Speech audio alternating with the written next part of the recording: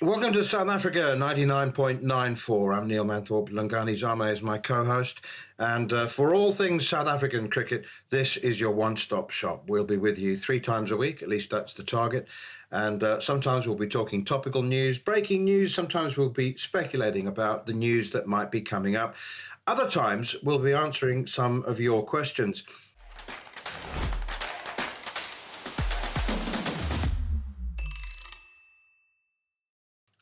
And that's exactly what Lingani and I are going to do this time. One question that I'm asked, and I know that you're asked as well, is about South Africa's production line of international cricketers. You look at the Netherlands and Ireland and Scotland, and they all currently have South Africans in them.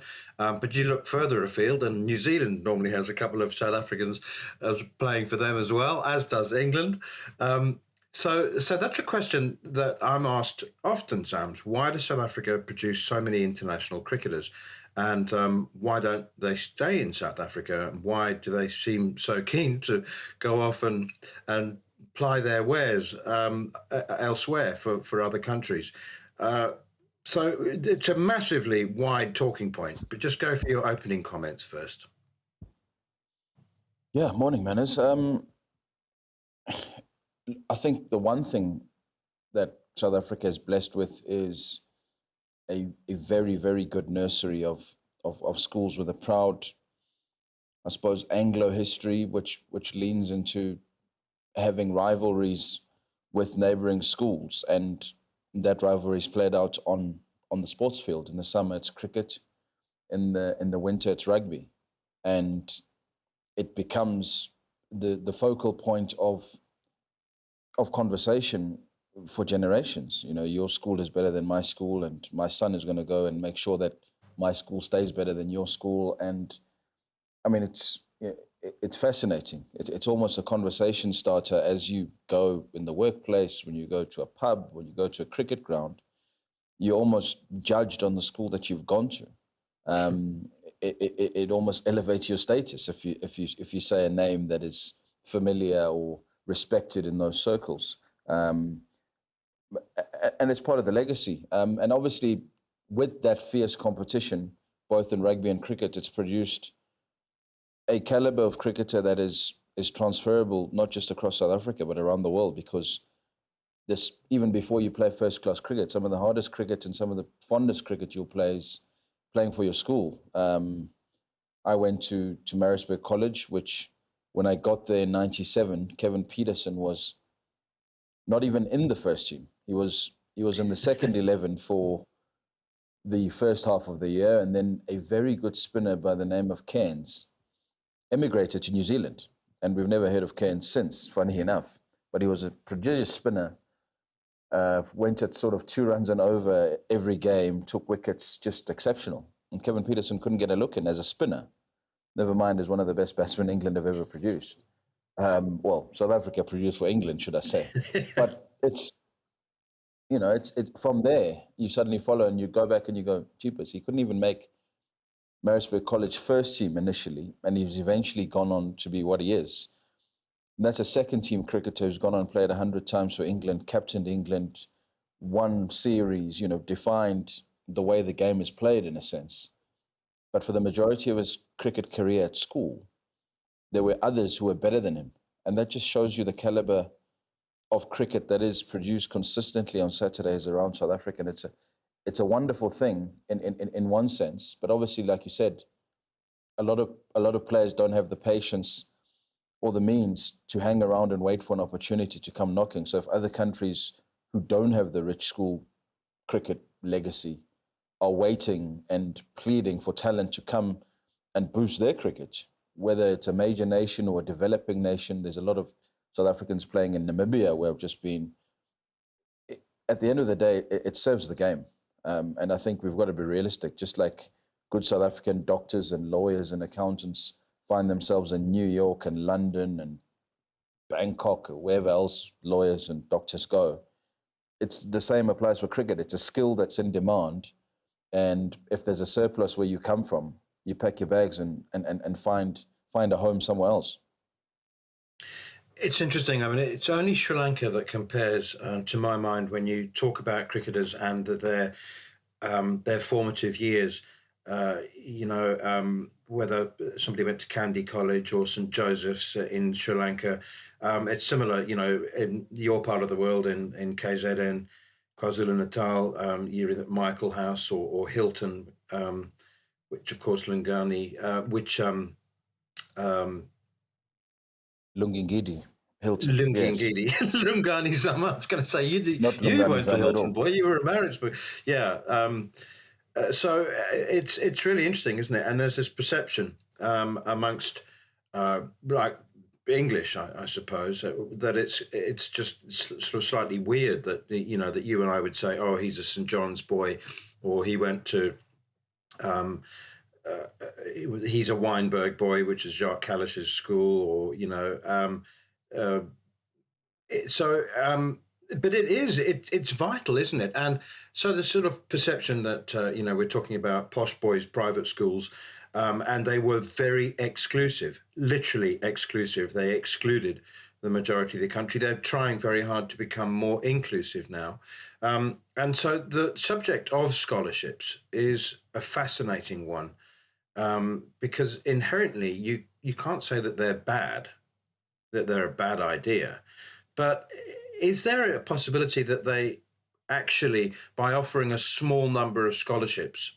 to boys and girls who wouldn't otherwise have had the means to attend one of those private schools, that they will actually maintain their exclusivity? Yeah, I mean, it's a fine line. If you go to one of these schools, even as a visitor, you walk around and the facilities are better than some of our first class facilities, maybe even some of our international facilities.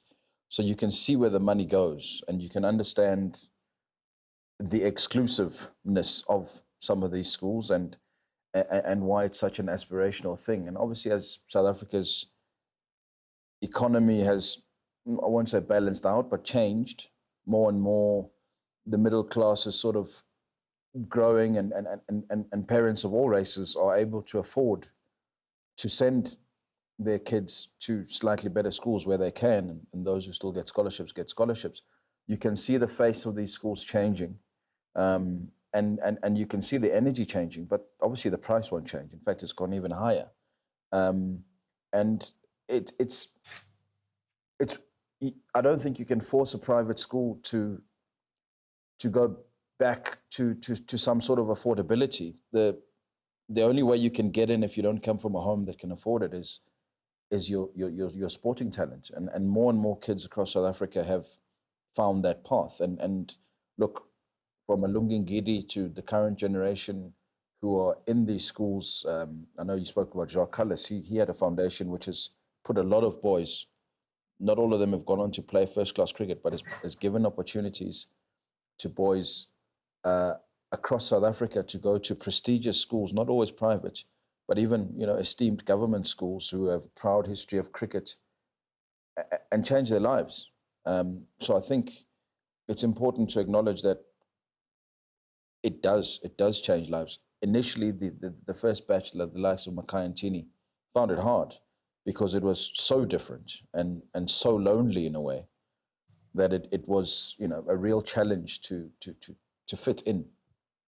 The only time you fit in was on a Saturday when you play sport and you stand head and shoulders because you bowl faster than everyone else, or you run faster than everyone else. So you're the hero on Saturday. But Monday to Friday is a very lonely experience because the language and the culture and the access to disposable income, and people come back and compare holidays. So that side of it is still, there's still a lot of work to be done. But in terms of providing South African sport with options every year, it's a relentless conveyor belt, and our school sports system is more competitive than ever. Supersport, one of the biggest production companies in the world, has literally gone in and called a product Supersport Schools and streams, because of just how much attention there is on schools in South Africa specifically. And you can see it. There's sometimes more attention given to school matches, big derby days, than than a first-class cricket match or even a rugby match. There's a bigger crowd, and there's almost a better atmosphere sometimes, and that just shows you the relevance, the enduring relevance from old boys or scholars who've gone there before to what it means now, because you know that it's this launching pad to something bigger. And so you've got to acknowledge the crucial role that it plays in developing young South Africans who are hardened and competitive, maybe too competitive sometimes, but you can't fault what it's produced in terms of the intensity of sportsmen and women across South Africa over the years. So, big picture, you look at the amount of money that Cricket South Africa has spent on development programs, and I think that I'll be brutally honest. I think that there's been sometimes too much of a political correctness about those development programs. I think they've concentrated more on numbers rather than on talent identification.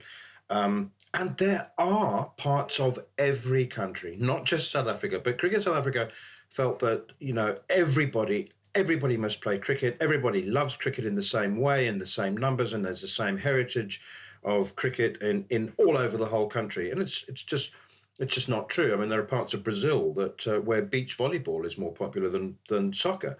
There are parts of Pakistan where hockey is the game, not cricket. Um, so I think that hundreds and hundreds of millions of rand have been spent unwisely, not maliciously, but I mean with the right intentions, but unwisely in terms of development. So given that there are, I don't know what the number is, 30, 40 private schools that have fantastic turf wickets and brilliant cricket facilities. And and if you said that each one of those schools maybe produced one cricketer of first class ability every year, and I don't think it's a stretch to say that they would do that. Such are the standards. Already, you've got an oversupply by about 100%. So already you've got Curtis Camphor and Brad Wheel and all these guys going off and playing for Scotland and Ireland.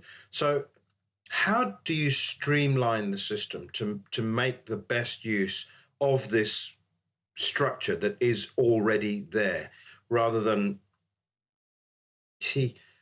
Here's the problem. Like you said, Lungi Ngidi says that's all very well that I went to Hilton, one of the most exclusive schools in the country, but I want the game to be taken to everybody, to the townships, former townships. So, but that's expensive, and it's a very sort of hit and miss process. So, what do you have any idea at all about what the answer might be? It's such a difficult and layered answer. It's a great question, but I mean, the reality is the expense is one thing. And like you say, there's been hundreds and hundreds of millions spent on development and putting up pitches and opening up fields and, you know, cutting ribbons to say we are putting cricket in this community because it needs it.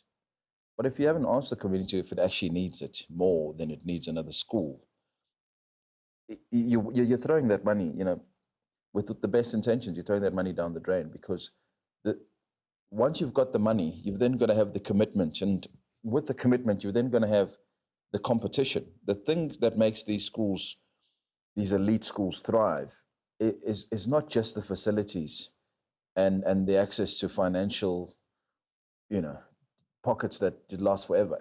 There's a sense of competition around them every year that makes it aspirational. So we spoke about Kevin Peterson playing second team cricket at the beginning of his final year of high school.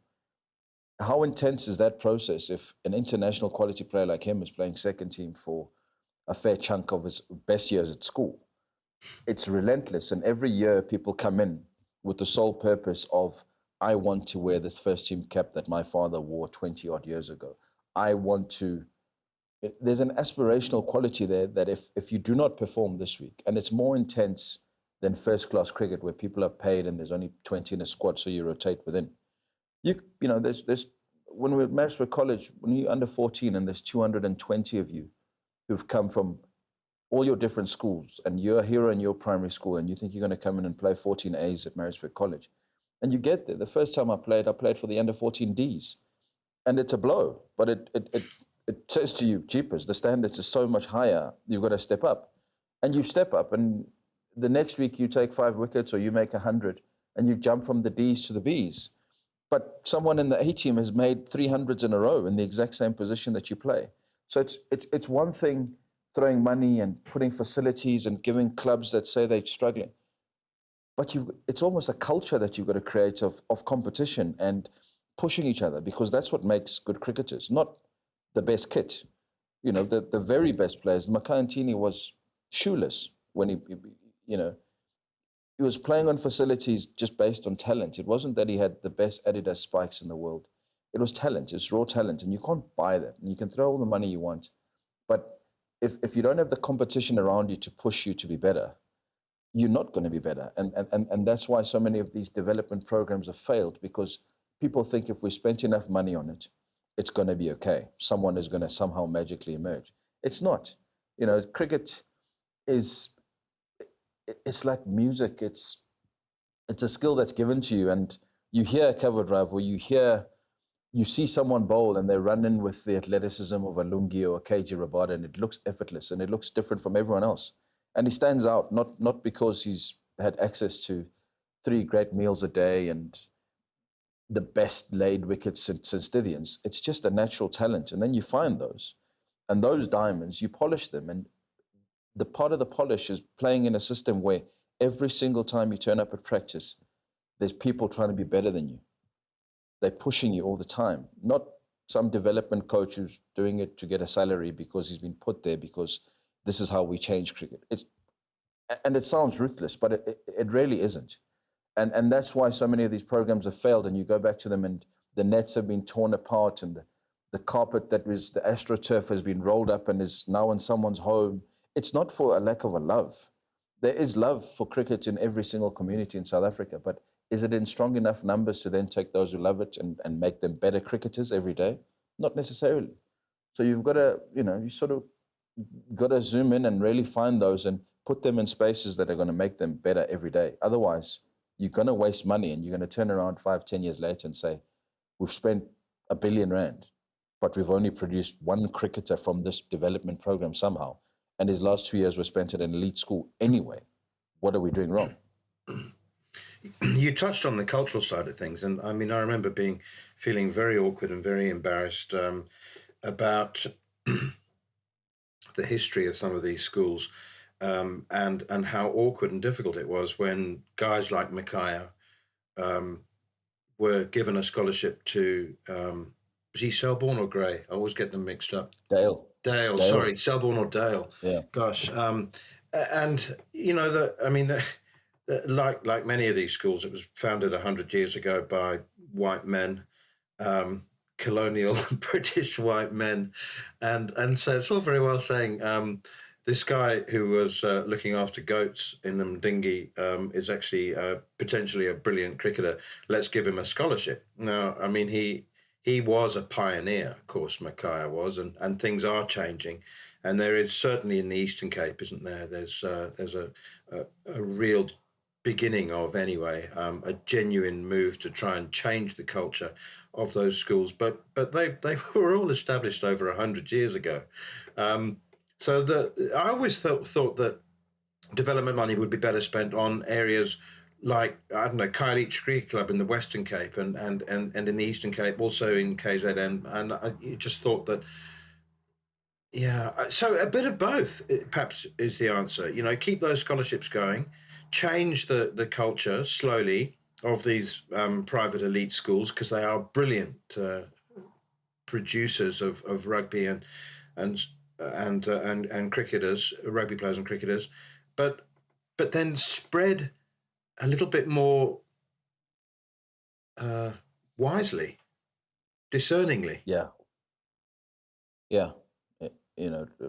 Literally, the adage "less is more" in this case is true, because if you spend it on almost less locations, but you spend it better on the locations where there is a culture. The Eastern Cape, I mean, there's been a cricket festival in the Eastern Cape that's over 100 years, played between villages, playing for meat. But more than playing for prize money or meat or anything else, the play for the pride of saying we rule the Eastern Cape, and it's the same as schools and Hilton nightclubs every year.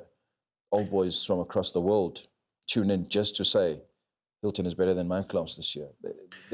That competition in the Eastern Cape, I remember Micaiah telling me about it 20 years ago. Amagasli, or is it? Amaqala Ekusha, Yeah. which literally But, means the half of a sheep. and that's he tells the story of as a 13-year-old kid, and they would literally play that was the trophy. I don't know whether he was using a bit of artistic license, but I think his first memory was of the sheep actually being alive and tied to a stake, and the Yeah, winning team would then slaughter it, and they would cook the meat and share it amongst themselves. yeah. I mean, it's a bit like winning $2 million for winning a T20 tournament, and you share it evenly amongst the players. And with the lack of money, you put a prize that is going to matter to the people. But the far bigger prize is the cricketers that it's produced. A lot of our very best black cricketers come from that tournament, come from that legacy of either starting just watching when you didn't have access to the schools that so many more now have. You sit and you watch people in your village who become your heroes, and you see them and you want to grow and one day play and represent your village and win it for them, because it's the closest at that point that you could be to being a hero, aspiring for something, working towards something at the end of each year that you're going to be celebrated wildly for. So I mean, it's there, but you take that and you juxtapose it with private schools. It's the same. It's a level of competition where you look to the person next to you and you say, "I want to beat you," and that instills a pride and an ethic which it's not surprising Micaiah touched the heights that he touched even before Dale College. He was instilled with this sense of, I'm good at this and I think I'm better than the next person. So whenever I get the chance, I'm going to show that I am. And then if you then take him to a Dale College, which accelerates the the sort of neatness of the game, if you will, and gives you a coach who's going to work on your action because you jump sideways because you had spikes and you couldn't jump on the astroturf. Then they streamline your action for you and maybe say before you didn't bat because you just said you didn't have equipment, so you don't bother batting. Now they give you a bowling machine every Friday and you develop some sort of technique. That's what the schools who have the facilities do. But the talent is the talent. That was bred in Dingy Village long before any master of sport at Dale College touched Makayantini. But it's, yeah, it's, you need competition. And maybe too many of the people who have run sport, period, in South Africa, don't understand that all the money in the world is not going to put deep in your heart that sense of competition and rivalry and personal pride that's going to say, I want to be the best, not because someone has given me a t-shirt and a burger for the day. I want to be the best. I'm hungry to actually be the best cricketer that this area has produced or this country has produced. That's within. And we spent a lot of money on trying to get many more cricketers. It should rather be spent on those cricketers who already have aspirations that matches their talent and making sure that we rinse out every bit of talent in them, because that's how you build champions. You tap into the best and you show them that they're excellent. And cynically, that's what scholarships do. They look around and say, oh, Lungingidi shows promise, Temba Bavuma shows promise.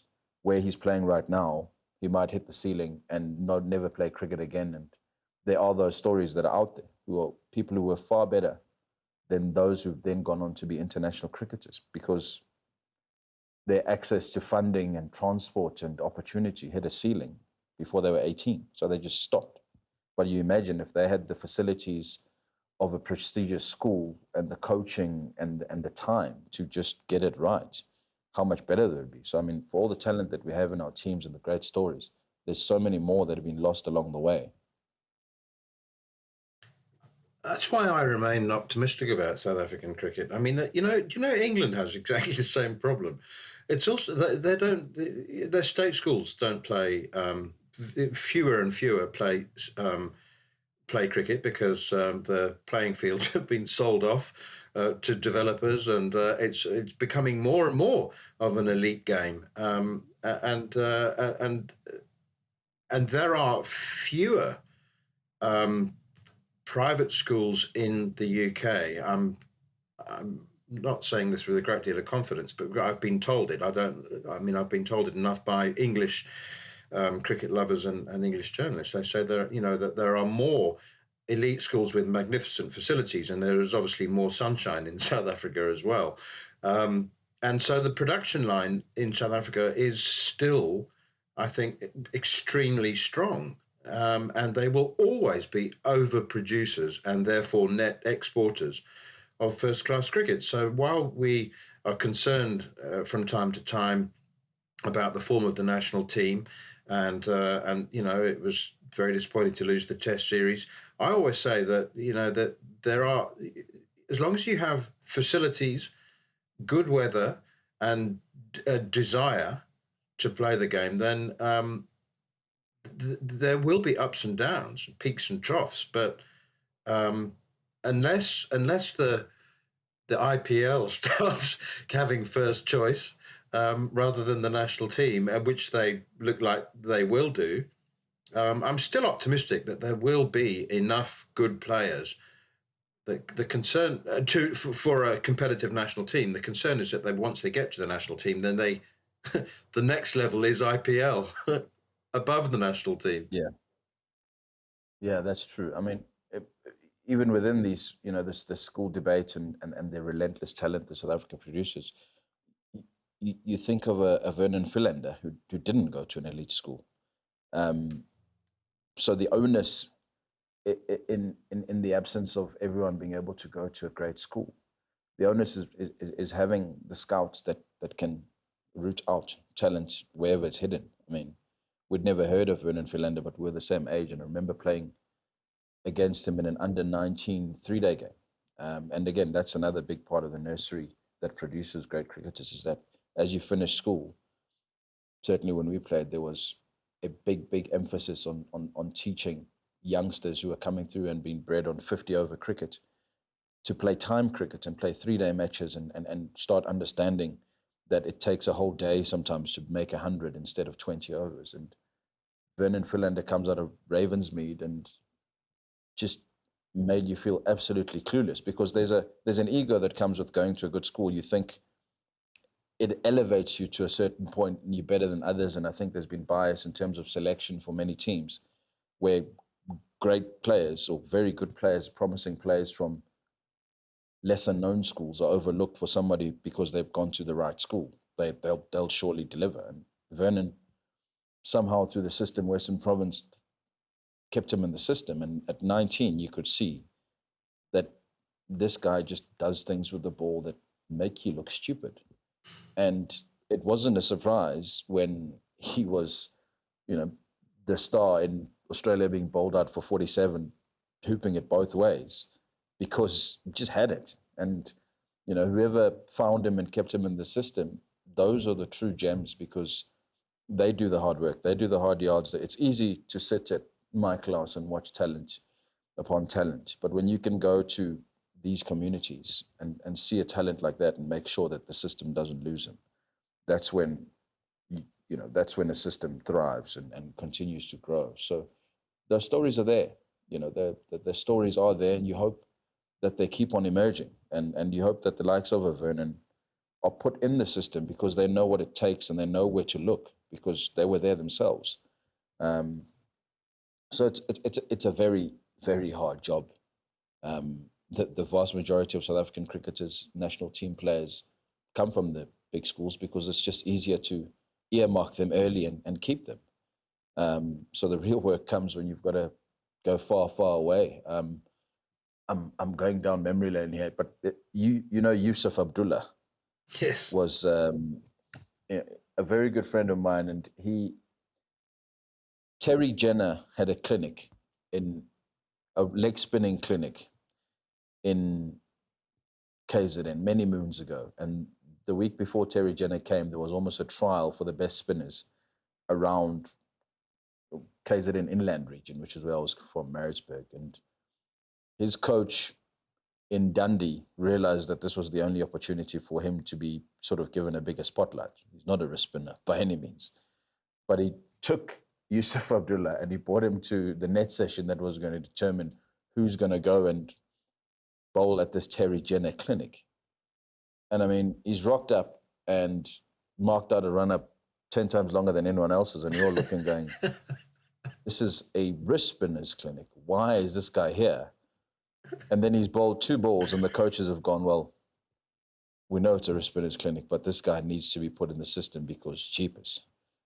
He can bowl. And a couple of years later, he was in the academy with us. And again, if that coach hadn't said, well, this is the only way that I'm going to move this kid from Dundee into the big time, so I'm just going to go and wing it because that's the only way I'm going to show it. You know, so there's these incredible stories. And suddenly he's playing in the IPL when we hosted it here in 2009 and played for South Africa with, you know, people that are household names. And everyone's looking going, where the hell has Yusuf Abdullah come from? But the backstory of it is someone realizing that we've got to have to be a bit creative here because there's no path from Dundee to Mumbai Indians except going and sort of, you know, being creative with it. And that's what happens when you don't go to the prestigious schools. So long may that cavalier spirit of coaches who can see that someone needs a leg up. You know, because that's what breeds these cricketers that come from all corners. Fantastic stuff. It's something that we'll talk a lot more about in the future, touch on. But that's enough of a little delve into South African sports history for now, for the moment. So do ask Zams or myself any questions that you feel like you can get in touch with us on a whole variety of platforms. But for now, thanks for listening to South Africa on 99.94 Cricket. Every day, please rate, review, and subscribe. You can download the 99.94 app and follow us personally on @NeilManthorpe and @Whamzam17. Whamzam. Thank you, ma'am. Right. You can follow us personally. We'll put links up on everything we do there and on this podcast and beyond. So follow our network at 99.94 DM on social media. Follow for podcasts and commentary from the bat and ball world. Thanks for joining Cricket's Conversation on 99.94. We speak cricket.